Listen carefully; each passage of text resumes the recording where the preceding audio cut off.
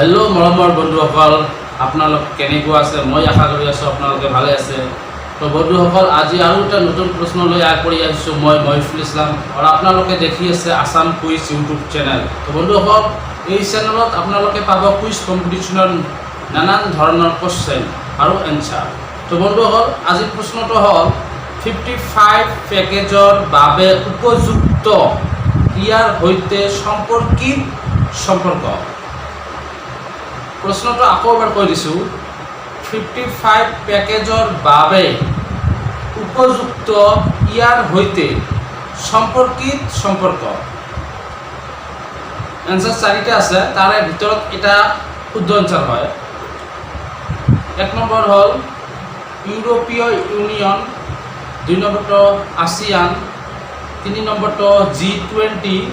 আৰু চাৰি নম্বৰটো G7 তো বন্ধুসকল শুদ্ধ এনসাৰটো দিয়াৰ কাৰণে মই আপোনালোকক 10 সেকেন্ড সময় দি আছো তো এতিয়া 10 সেকেন্ড মই কাউন্টিং কৰিম 9 8 7 6 5 4 3 2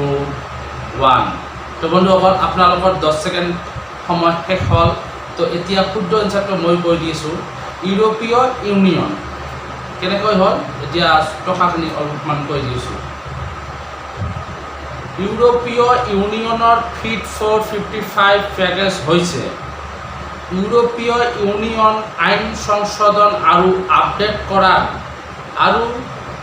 2030 চনৰ ভিতৰত কাৰ্বন নিৰ্গমন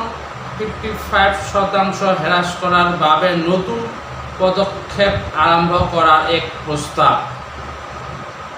1990 চনৰ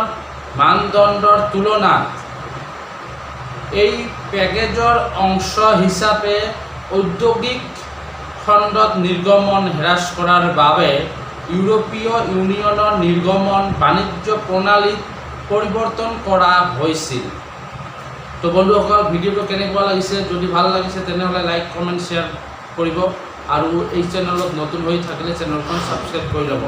আৰু নানান ধৰণৰ কুইজ কম্পিটিশনৰ কোৱেশ্চন আৰু উত্তৰ সহকাৰে আপোনালোকে এই চেনেলত পাব তো বন্ধুসকল চেনেলটো সাবস্ক্ৰাইব কৰিব